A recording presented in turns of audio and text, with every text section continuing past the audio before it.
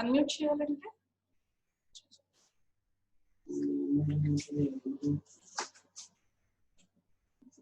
Start అవ్వ. Hello, good morning everyone. Today my topic is uterus endometrium. So uterus, it has two major components. One is the endometrium and the myometrium. Endometrium is the one which lines the endometrial cavity, and this endometrial lining is continuous with the cervical canal. So cervical canal, which is lined by the endocervical columnar epithelium, is continuous with the endometrial cavity as endometrial lining. So this endometrium is under a constant, it's under constant priming of estrogen and progesterone, the hormones which are responsible for the changes of the endometrium. So basically the hypothalamus pituitary ovarian axis is the one which is responsible for the uterine endometrial activity. So hypothalamus is the one which is situated in the brain. It releases the hormones, gonadotropin releasing hormones, and this one acts on the pituitary, and the pituitary releases luteinizing hormone and the follicular stimulating hormone, which primes the ovary to produce progesterone and estrogen. And this uterus is under its regular activity, is under the regular influence of progesterone and estrogen. So according to the ovarian basis, our cycle of endometrial, our menstrual cycle is divided into follicular phase and luteal phase. Follicular phase is the one which is under the influence of the estrogen, and this is responsible for the growth of the ovarian follicle.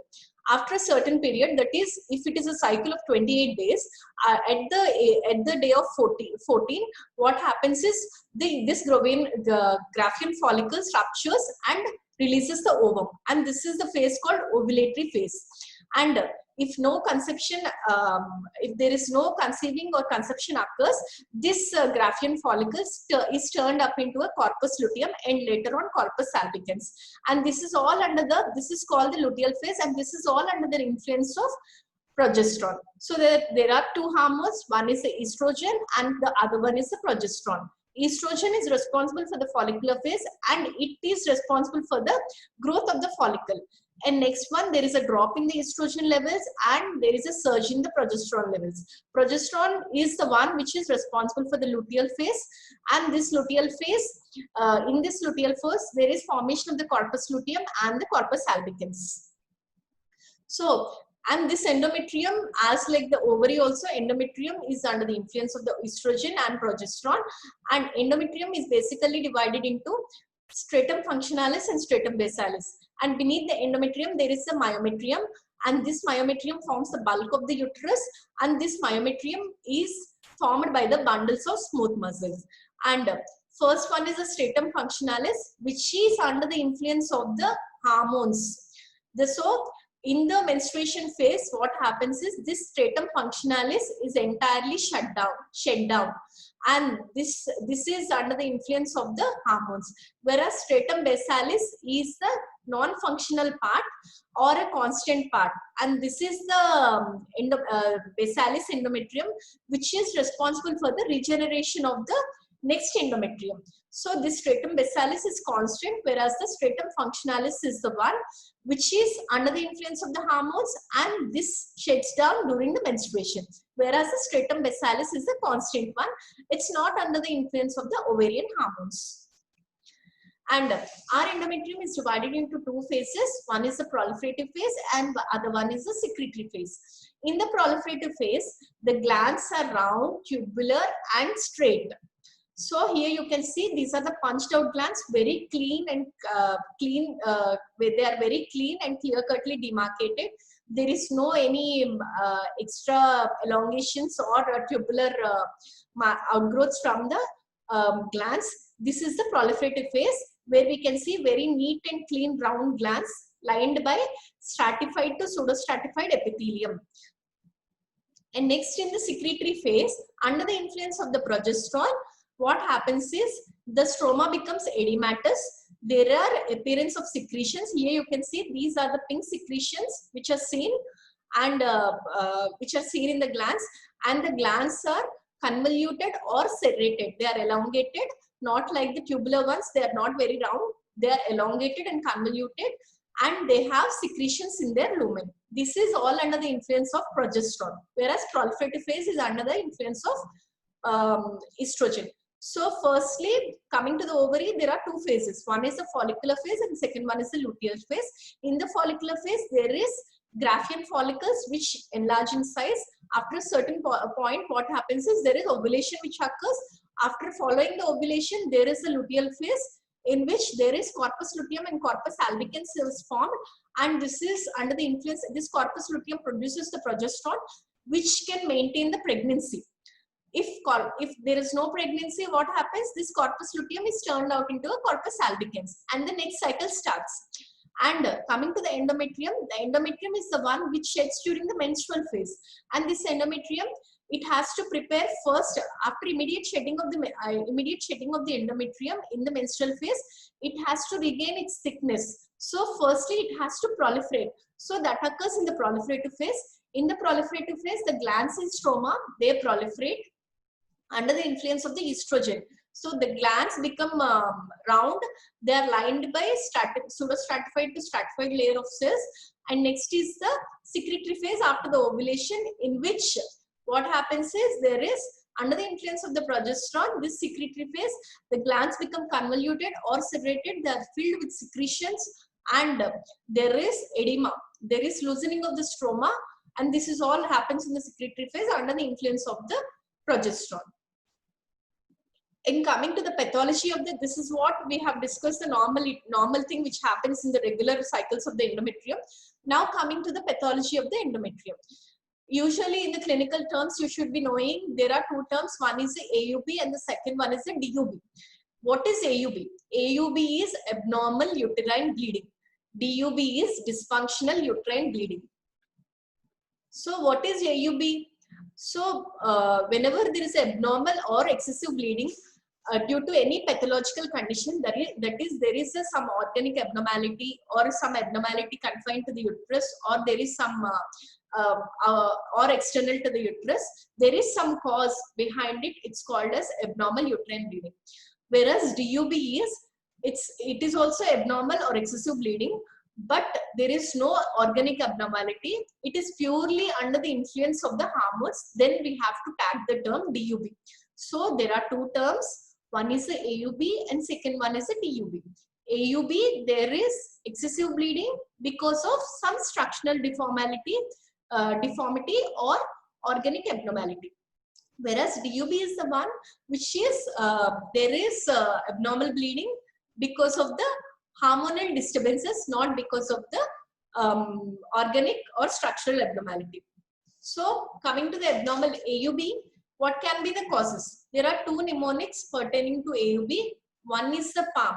You can remember these. So there are structural causes, that is there is some lesion in the uterus due to which there is abnormal uterine bleeding. What are the structural causes which can lead to abnormal uterine bleeding? A mnemonic is given. PALM. P stands for polyp, A stands for adenomyosis, L stands for leiomyoma, M stands for malignancy and hyperplasia. So these are the four causes in the structure of the uterus which can lead to abnormal bleeding. Polyp, adenomyosis, leiomyomas, malignancy and hyperplasias. And coming to the non-structural causes, that is, there is no structural deformity, but some other causes there, like some coagulopathy. COIN is the term mnemonic given for non-structural causes, just for your remembrance. C stands for coagulopathy, O stands for ovulatory dysfunction, E stands for endometrial causes, I stands for iatrogenic, N stands for not yet classified or idiopathic causes. These are the various non-structural causes. So there are structural causes as well as non-structural causes for abnormal uterine bleeding. You have to remember these two mnemonics to remember the various causes of abnormal uterine bleeding. And DUB, as we said earlier, there is no structural or organic abnormality. It's purely due to under the influence of the hormones. So DUB is excessive or abnormal bleeding due to hormonal disturbances. Why this occurs? Usually whenever there is an anovulatory cycle, where these anovulatory cycles occur. Usually it occurs in the menarche and premenopausal or perimenopausal times. There is anovulatory cycles. So due to which there is unopposed estrogen. Whenever there is no ovulation, what happens is progesterone do not come into action. So there is unopposed estrogen and there is DUB which is responsible, DUB which is caused. And next one is the inadequate luteal phase. Inadequate luteal phase is there is progesterone deficiency. Whenever there is a progesterone deficiency in the secretory phase, it's called as inadequate luteal phase, due to which there is continuous bleeding or excessive bleeding. So these are the two causes for DUB. And other causes can be like endocrine disorders like hypothyroidism. It can lead to excessive bleeding. Ovarian lesions like polycystic ovarian disease, obesity, malnutrition, all these can lead to excessive bleeding. And failure of ovulation, as I said earlier, whenever there is no ovulation, there is increased estrogen stimulation. There is unopposed estrogen. Actually, the estrogen, whenever there is an ovulation, the estrogen is opposed by the progesterone. The progesterone comes into action. But whenever there is no ovulation, when there is an anovulatory cycle, what happens is the progesterone do not come into action as much as required, and the estrogen action becomes unopposed. And this is responsible, or this is the culprit behind all the excessive bleeding cases in DUB. Normally, if we see clinically, the DUB cases are very much more compared to the AUB cases. So the hormonal disturbances are very common, and this is all pertain to the most important cause, that is the anovulation. Anovulation is the main culprit behind the excessive bleeding or DUB cases. So anovulation leads to unopposed estrogen, which is responsible for the excessive bleeding. So if we see a case of, if we take a biopsy from such a patient who is having excessive bleeding, or a DUB patient, if we take a biopsy, what we can see is, normally in endometrium, if an endometrial biopsy is seen, we have to see for the glands and stroma. That is what we have to see. So normally the glands and stroma are to be maintained in the normal ratio.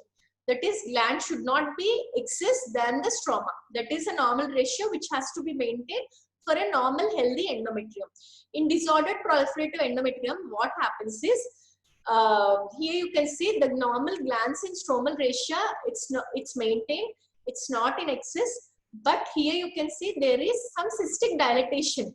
Here you can see some of the glands they are cystically dilated. That is, they are cystically dilatation means they are dilated and form cysts. That is, they are increased in its space to accommodate the secretions. That is called cystic dilatation.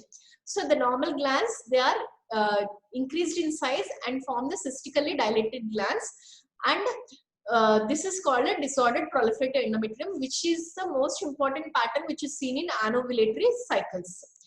So disordered proliferative endometrium usually seen in anovulatory cycles, either in the menarche or perimenopausal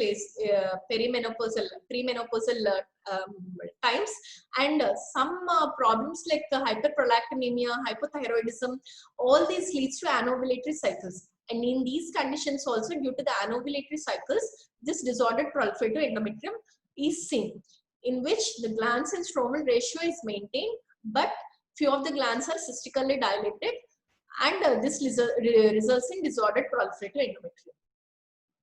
And next topic is the endometriosis and adenomyosis. What is endometriosis? The presence of endometrial tissue outside the uterus, it's called endometriosis. And how do we say there is endometrial tissue outside the uterus? This can be said by the presence of either the endometrial glands, either the stroma, or both in the outside the uterus. So for example, if you see an ovary, if you find some endometrial stroma and glands in the ovary, then you have to say it is an endometriosis. Presence of either one of them, either glands or stroma or both. Any pattern can be seen.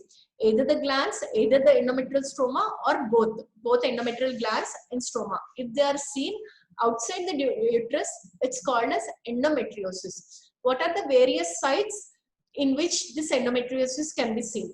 Ovaries, uterine ligaments, rectovaginal septums, cul-de-sac, pelvic peritoneum, large and small bowel, and laparotomy scars. These are the various sites for endometriosis.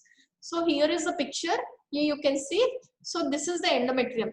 Endometrium is always, as you see, endometrial cavity is it's red in color cavity, and because it's always in a shedding phase, and during the menstruation, the blood arises from this endometrium sheds down and comes as the menstrual blood. And if we see, these are the endometriotic patches which are seen outside the uterus, in the fallopian tube, ovaries, and this is the large intestine, this is the rectum. Here you can see on the ligaments, colon, all these are the sites where you can see endometrial tissue outside the uterus. So most common site is the ovary because the endometrial tissue is in continuation with the endometrial cavity or the body of the uterus is in continuation with the fallopian tube, and this fallopian tube is in very close contact with the ovary. So whenever there is a breakdown of the endometrium, this blood retrogradely flows through the fallopian tube into the surface of the ovary, and this is the main reason behind the ovary being the main site or the first site for endometriosis. So, and there are various theories which are proposed to explain the pathogenesis of endometriosis. First is the regurgitation theory or the transplantation theory. This is the widely accepted theory regarding the endometriosis. Second one is the meta and metastasis theory. Third one is the metaplastic theory, and fourth one is the stem cell theory. And clinically, how do these patients usually present? They present endometriotic patients. They have severe pain during menstruation, that is dyspareunia. They have severe pain during coitus, that is dyspareunia. They have severe pelvic pain, and infertility is one of the cause for infertility is endometriosis. And these endometriotic patients, they may turn up into, in long time, they may turn up into endometrioid carcinoma patients. So there is a chance of carcinoma, progression of carcinoma in these endometriotic patients. That is one risk factor for endometriotic cancer. Endometriosis is one of the risk factors for endometriotic cancer. And coming to the various theories which explain the pathogenesis of endometriosis, first is the regurgitation theory, which is widely accepted. As I said earlier, the body of the uterus is in continuation with the fallopian tube, and the fallopian tube is in very close contact with the ovary, peritoneum, and everything. So there is retrograde menstruation. Whenever there is shedding of the menstrual tissue, this menstrual tissue, instead of coming from the cervical canal, some of the tissue is dislodged into the fallopian tube, and this tissue is carried onto the surface of the ovary through the fimbriae, or onto the peritoneum, or onto the surfaces of the colon, rectum, everything which are very near to the fallopian tube, or to the uterine ligaments. This is called the retrograde menstruation, or the retrograde menstruation theory, or the regurgitation theory.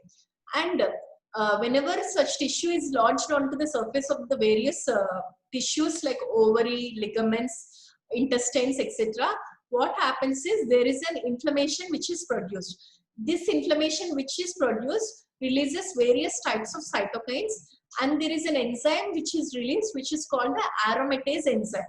Aromatase, it's normally not present in the endometrial stroma. Normal endometrial stroma is lack of aromatase enzyme. But in endometriotic patients, whenever there is a dislodgement of endometrial tissue outside the uterus, what happens? Aromatase is the one which is responsible for the endometriotic glands and stromal overgrowth in those tissues. Normally, the endometrial tissue which is lodged outside the uterus cannot be survived. But this aromatase is the one which makes the endometrial tissue survive outside the uterus. So aromatase and the inflammatory cytokines, they make the proliferation of endometrial glands and stroma outside the uterus. They make them survive outside the uterus. And second one is the benign metastasis theory. So endometrial tissue is through the blood vessels and lymphatics, it can spread to distant sites like colon, etc.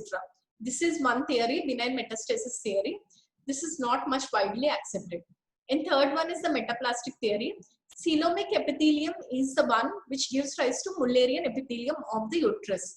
And other than that, there are mesonephric ducts which can undergo metaplasia and they can turn out to be endometrium. So the epithelia of the mesothelium which lines the pelvis and abdomen, they undergo metaplastic changes and they form the endometrium. So the peritoneum which is lined by the mesothelium, so endometriosis can occur on the surface of the mesothelial surface because of the metaplastic changes. And next one is the stem cell theory. In the stem cell theory, bone marrow is the most important stem cell in the body. It is a very primitive stem cell which can give rise to any type of cell. So these bone marrow stem cells, they circulate and they differentiate into endometrium. This is the latest theory which is coming to circulation. But most widely accepted is the regurgitation theory, which is explained by the retrograde menstruation theory. Benign metastasis theory is responsible for the explains the endometriotic tissue in sites like lungs, etc., which are very far from the ovaries and uterus. So these are the 4 theories you have to remember. And if you take a gross specimen, this is the ovarian specimen, you can see if the ovary is cut, normally what you have to see some cystic follicles, corpus luteum, all these can be seen. But if it is an endometriotic or endometriotic ovary, what you see is it is blood-filled cystic space. The menstrual blood which is received from the endometrium gets accumulated in the ovary, and this turns up into a chocolate cyst. This is called chocolate cyst because the blood resembles chocolate. So chocolate cyst is the term given. This blood-filled cystic spaces is outside lined by fibrous. This is the fibrosis which occurs due to the reaction of the blood. So this white part is the fibrosis and this is the blood-filled chocolate cyst in the ovary.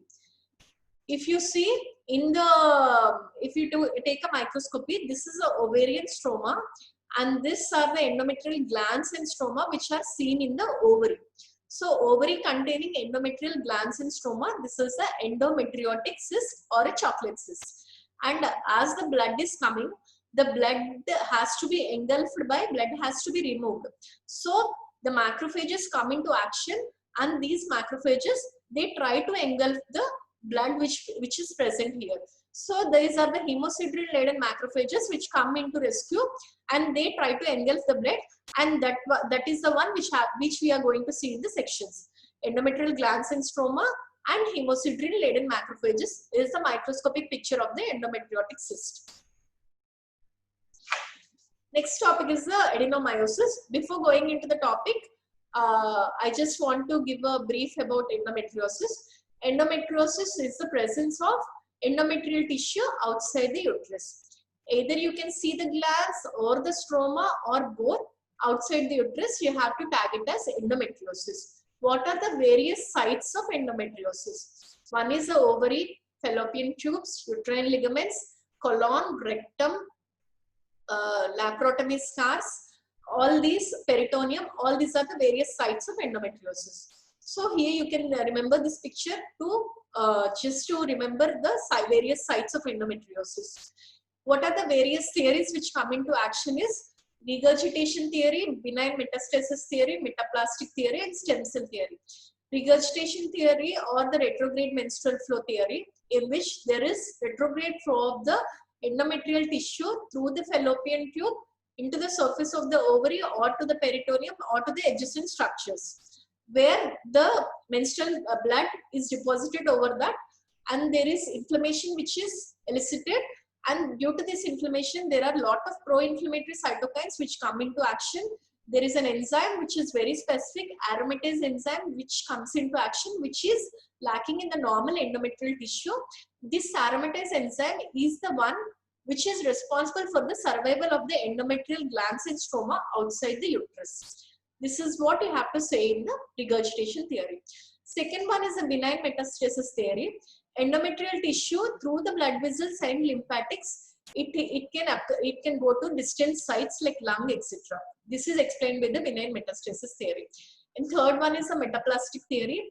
The coelomic epithelium lining the pelvis and abdomen, it undergoes metaplastic differentiation and turn into an endometrial tissue. And stem cell theory, the bone marrow stem cells, they can get converted into any type of cell. In endometriosis, they are thought to be the cells which are differentiated into endometrial cells. So stem cell theory is recently coming to action, whereas retrograde or the regurgitation theory is the most widely accepted. So if we coming to the pathology, you have to say gross and microscopy. In the gross, you have to remember chocolate cyst, in which ovary turns into a cyst completely filled with blood, lined by a fibrous wall. This is what you have to remember. Next is in the microscopy, in the ovarian stroma, other than the ovarian stroma, if you are going to see endometrial glands or stroma or both accompanied by hemosiderin laden macrophages, then it is called an endometriotic cyst. This is what you have to see. This is not only for ovary, any tissue. If you are going to do, if you are seeing for example, if you are seeing a colon specimen, colon tissue, in the colon tissue, if you are going to see endometrial glands in stroma with hemosiderin laden macrophages, you have to tag it as endometriosis. And next one is the adenomyosis. We have seen endometriosis, in which the endometrial tissue is seen outside the uterus. Then it is called endometriosis. If the endometrial tissue is present, actually the endometrium is the one which lines the uterine cavity. It has to be limited to that extent only. And next comes the myometrium, which is composed of bundles of smooth muscle. If endometrial tissue, so this is the normal uterus. Here you can see this is the endometrial lining and this is the smooth muscle. This is all the smooth muscle which forms the myometrium. If the endometrial tissue, here you can see this is all the endometrial tissue. If it extends into the myometrium, it is called adenomyosis. Adenomyosis is the clinical term used to explain the endometrial tissue in the myometrium. Endometrial tissue in the myometrium is called adenomyosis. Meiosis means muscle, adeno means glands. So endometrial glands in the muscle layer, it's called adenomyosis. So if you see in the microscopy, here these are the smooth muscle bundles which are seen, and this is the endometrial glands and stroma which are present in the smooth muscle bundles of the myometrium. It's called as adenomyosis. So adenomyosis patients, usually they present with severe dysmenorrhea, dyspareunia, pelvic pain and adhesions, and menstrual irregularities are also very common. And one of the very important cause for infertility is adenomyosis. And next, coming to the topic, hyperplasias. In the hyperplasias, there is excess proliferation of gland and stromal tissue. And this is one of the most important cause for prolonged and profuse irregular uterine bleeding. Why there is hyperplasia of endometrium? Whenever there is a, as we know, the endometrium proliferate in presence of estrogen, and the secretory changes occur in presence of progesterone. So estrogen, which is responsible, is the most important responsible factor behind the endometrial proliferation. So endometrial glands in stroma proliferate in presence of estrogen. So whenever there is an unopposed estrogen, there is excess of estrogen by external factors or internal factors.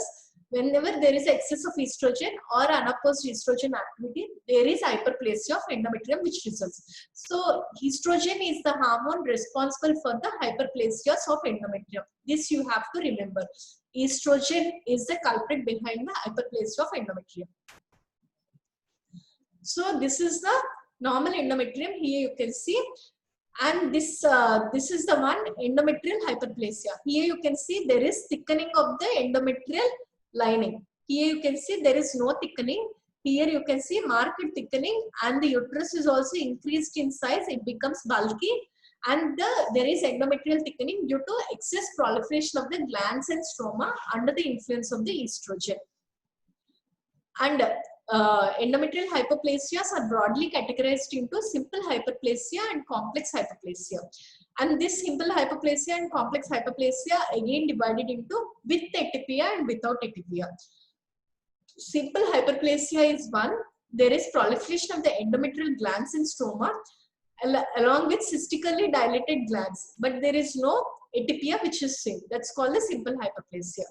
Complex hyperplasia is there is marked proliferation with irregular shapes and sizes, and these are lined by multiple layers of cells. These glands are lined by multiple layers of cells. Then it's called as complex hyperplasia. And this complex hyperplasia again divided into without atypia and with atypia. In without atypia, no atypia is seen in these lining cells. Whereas in atypia, if it is accompanied with atypia, there is atypical lining cells which line the these glands. And coming to the tumors of the endometrium and myometrium, coming to the endometrial glands, there is polyps and carcinoma. And stroma, you can see stromal nodules and sarcoma. This is for a broad classification. You just need to know the names, that's all. And coming to the smooth muscles, leiomyoma and the malignant counterpart is leiomyosarcoma, and Mullerian tumors which arise from the Mullerian mesoderm. These are the various tumors of the endometrium and myometrium. Coming to the endometrial polyps, this is the most important and very common cause for AUB. There is a polypoid outgrowth which is arising from the uterine cavity. This occurs either as a benign tumor or a malignant tumor, and usually these can be single or multiple. They can be sessile or pedunculated. And if we see a microscopy, what we see is any polyp, it's lined by a endometrial lining. There is a lining epithelium which lines the polyp, and beneath the epithelium there is proliferation of the endometrial glands and stroma. Some of these glands may turn up into cystically dilated glands. This is what you see in the microscopy. If we see a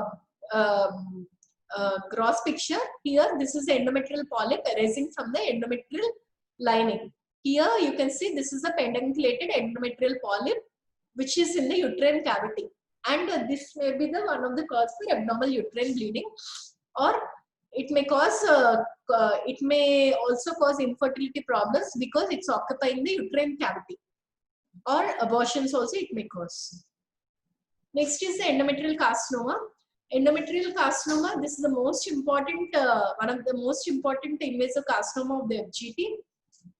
Earlier, cervical carcinoma used to be the first among the FGT carcinomas. In carcinomas of female, cervical used to be the first. But because of the screening procedures like PAP and everything, endometrial carcinoma stands up first. This is usually seen in 6th or 7th decade, and the most common presentation is post-menopausal bleeding. So any patient after menopause, if they are bleeding, immediately they have to turn up to the doctor to check for how is the endometrium, because endometrial or cervical carcinomas are the ones which are responsible for the postmenopausal bleeding. And what is the main factor behind the endometrial carcinoma? The main and the most important factor is unopposed estrogen. Unopposed estrogen, why does this occur? Unopposed estrogen, whenever there is a progesterone lack because of the anovulatory cycles, there is unopposed estrogen. These anovulatory cycles can occur either in the menarche but that's not a major concern. Menarche do not lead to endometrial carcinoma. But postmenopausal unopposed estrogen, uh, postmenopausal, perimenopausal anovulatory cycles brings the unopposed estrogen because of the lack of progesterone. And another one is, if there is hypothyroidism, hyperprolactinemia, all these can lead to anovulatory cycles, and this leads to unopposed estrogen. And because of the PCOD, polycystic ovarian disease, there may be unopposed estrogen. And certain tumors like thecal tumors, etc., ovarian tumors, they produce estrogen in excess. And hormone replacement therapy. Some of the postmenopausal women, to get rid of the hot flushes and everything, postmenopausal symptoms, they go for hormone replacement therapy. So this hormone replacement therapy carries the risk of endometrial carcinoma. And some syndromes like Steen-Leventhal syndrome, they bring excess of estrogen into action, due to which they carry a risk of endometrial carcinoma. So these are the various risk factors due to which there is excess of estrogen, and this causes the endometrial carcinoma. And other than this, obesity, it can be a cause for anovulatory cycles, due to which there is unopposed estrogen. Diabetes, nulliparity, hereditary conditions, some genetic mutations which are carried in familial genetic syndromes which are carried in the families, all these can lead to endometrial carcinomas. So as I said, what is the role of estrogen? Estrogen has the major role in endometrial carcinoma. Unopposed estrogen, because of the anovulatory cycles, and these anovulatory cycles I have explained what are the causes, because of PCOD, postmenopausal time, and hypothyroidism and hyperprolactinemia. All these can lead to anovulatory cycles. And next one is the excess estrogen stimulation by tumors, ovarian tumors like thecal tumors. And some syndromes like Steen-Leventhal syndrome, they produce estrogens in excess. And hormone replacement therapy, nowadays it's being followed by so many, and this is one of the important risk factors for endometrial cancer. And one thing I want to tell, OC pills, estrogen contraceptive pills, oral contraceptive pills, they play a protective role in endometrial cancer.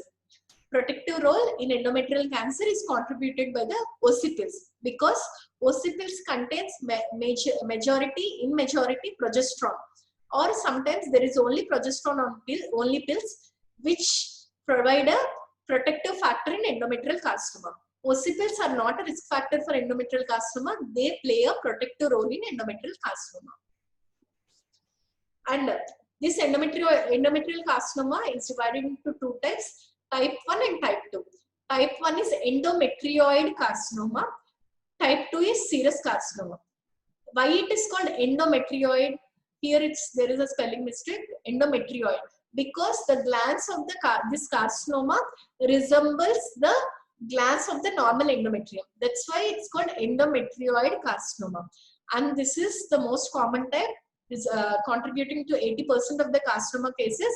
And this is estrogen dependent. That is, as I said earlier, unopposed estrogen is the one which is responsible for this endometrioid carcinoma. And this progress through a phase of hyperplasia and carcinoma sequence. As in your colon tumors, there is a gradual progression from hyperplasia to carcinoma in this endometrioid carcinoma.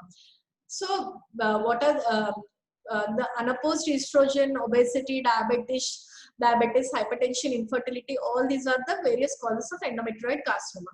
And the mutations which are responsible for this endometrioid carcinoma is PTEN mutations. Here you can see, this is the proliferative endometrium. There is PTEN mutation, and there is unopposed estrogen, which is playing a vital role, due to which firstly there is simple hyperplasia, next is a complex hyperplasia accompanied with atypia, and this leads to invasion of the endometrial glands into the myometrium and leads to a grade 1 endometrioid carcinoma. So estrogen and the PTEN mutations. These are the ones which leads to hyperplasia first, and there is a hyperplasia to carcinoma sequence progression in these tumors. And how do they look actually? These are either polypoidal or infiltrating into the endometrium. Either they can be seen into the protruding into the endometrial cavity or into the myometrium. And histologically, they are adenocarcinomas. They are glandular carcinomas infiltrating into the myometrium, towards the myometrium, and it can be sometimes seen direct extension into the adjacent structures. And there are 3 grades which correlate with the FIGO grading system also: well differentiated, moderately differentiated, and poorly differentiated. When do you say it as well differentiated? When there are majority of glands and no solid component, that is solid sheets of cells, only glands are seen. That is the endometrium. It looks like a glands, but they are not like exactly like a proliferative glands. They are cancerous glands, infiltrating into the myometrium. It's called well differentiated. Majority are glands, no solid component seen, then it's called a well differentiated carcinoma. When it is called a moderately differentiated carcinoma, here also majority of the tumor is composed of glands, but less than 50% is formed by the solid sheets. If you see some 20 to 30% of solid sheets, then you have to go for a moderately differentiated endometrioid carcinoma. When do you call a poorly differentiated carcinoma? Poorly differentiated is majority is solid sheets and very less component of endometrial glands is seen, then it's called poorly differentiated carcinoma. So based on the glands and solid component, you have to divide into well differentiated, moderately differentiated, and poorly differentiated. So this is a picture showing the endometrioid carcinoma. Here you can see these are the glands. These are all the glands. These are all having the lumens. Here you can see. And this is all the solid component. So this is a moderately differentiated carcinoma, and these are the bundles of smooth muscle. The tumor is infiltrating into the bundles of the smooth muscle. This is a picture showing endometrioid adenocarcinoma. And type 2 is serous carcinoma. This is a bit aggressive or more aggressive type than type 1. And why is it so aggressive? Because of the P53 mutation which occurs in the serous carcinoma. This is aggressive. This occurs in atrophic uterus, unlike the endometrioid carcinoma which occurs in hyperplastic uterus, in the background of endometrial hyperplasia. Serous carcinoma occurs in atrophic uterus. Atrophic uterus, when does it occur? It occurs after the age group of 70 or 65. So that's why serous carcinomas also occur a decade later than the endometrioid carcinoma in the age group of 65 to 70. In the age group of 65 to 70, there is no hormonal response. There is complete absence of estrogen and progesterone from the ovaries become very shrunken.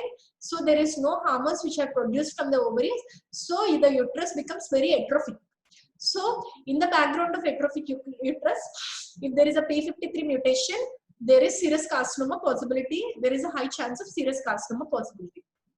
And the precursor lesion in this case in serous carcinomas is serous endometrial intraepithelial carcinoma. This is the precursor lesion. Whereas in the endometriotic carcinoma, endometrial hyperplasia is the precursor lesion. Here you can see these are the serous tumors. So this is the serous, these are the serous lining with a fibrovascular core. This is a serous carcinoma. These are a bit aggressive. By the time of diagnosis only, they may have invaded the adjacent peritoneum, or distinct metastasis might have occurred. So coming to the differences between a type 1 and type 2. Type 1 usually occurs in the perimenopausal age group, that is between the 50 to 60 years. Type 2 occurs in 70s age because it occurs in the atrophic uterus. In type 1, it occurs in the background of hyperplastic uterus, and this occurs due to unopposed estrogen stimulation. So the precursor lesion is atypical endometrial hyperplasia in type 1 lesions, and here it is serous intraepithelial endometrial carcinoma is the precursor lesion. And in the type 1, endometrioid adenocarcinoma comes into type 1 category, whereas in the type 2, papillary, serous, clear cell, all these variants come into type 2. P10 mutations are the major mutations in the type 1 and P53 is the major mutations in the type 2. And in the type 1, they extend, they progress to lymphatics to the lymph nodes and they have a direct spread through. In type 2, by the type of metastasis only, as they are very aggressive, they may have invaded the adjacent structures and the peritoneum. And type 1 usually carries a favorable prognosis with surgery and radiotherapy, whereas type 2, they carry a poor prognosis. And risk of the prognosis is less than 5 years or less than 3 years, the patient dies. Tumors of endometrium are done. Now coming to the tumors of the myometrium. Myometrial tumors are most common tumors seen in all the females are leiomyomas or fibroids. Fibroids are very common, and these fibroids, based on the location, they are divided into 3 types. One is the submucosal. Submucosal, that is very close to the endometrial lining. Then they are called submucosal fibroids. Very close to the endometrial lining, protruding into the endometrial uterine cavity. These are called submucosal fibroids. Within the myometrium, they are called intramural. And you call it subserosal when they are on the external surface of the uterus or the serosal side of the surface. Then they are called subserosal fibroids. So these are the 3 patterns of fibroids. One is a submucosal, second one is the intramural, and third one is the subserosal fibroids. This is the gross appearance. Here you can see this is the intramural fibroid. This is the submucosal fibroids in the uterine cavity, and this is the external aspect of the uterus, protruding into the external aspect of the uterus. This is a subserosal fibroid. If we see the cut section here, you can see they are gray white, solid, sometimes cystic can be seen, and you can see here as these are smooth muscle bundles, they are composed of smooth muscle bundles. On gross, what do you see? There is whirling pattern which is seen. This is the cut surface of the leiomyoma. And if you see the microscopy, what you see is bundles of smooth muscles, benign smooth muscles, which are seen in the which compose the tumor. So it's a benign tumor composed of benign smooth muscles arranged in fascicles and whirling pattern. And the malignant counterpart of leiomyoma is leiomyosarcoma. Unlike the earlier picture you have seen, here you can see these are the leiomyoma sarcomas. They are very large in size. They are aggressive, friable with variegated appearance. They are not gray white. Here you can see many colors are seen: hemorrhagic, necrotic, gray white, friable, distorting the entire uterine cavity. And if you see the microscopy, here you can see anaplasia is seen. This is the mitotic activity. Mitotic figures are seen, abnormal mitotic figures. Here multinucleated tumor giant cells are seen, and all these compose the leiomyosarcoma. So what are the various, coming to going to your neoplasia chapters, what are the pleomorphic, what are the malignant features? There is atypia, high NC ratio, nuclear irregularities, abnormal mitotic figures, tumor giant cells. All these compose the pleomorphic nature of the malignancy. And all these features are seen in leiomyosarcoma. Here you can see there is atypia, there is abnormal mitotic figures, there is tumor giant cells. The tumor is very infiltrated. Here you can see another mitotic figure. So all these compose the leiomyosarcoma features. Thank you.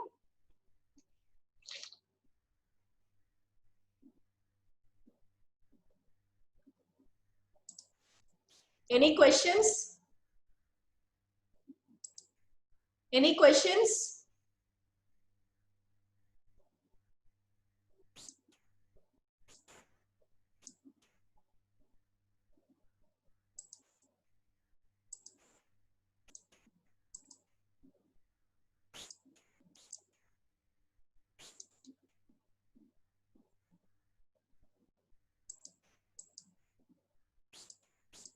Any questions?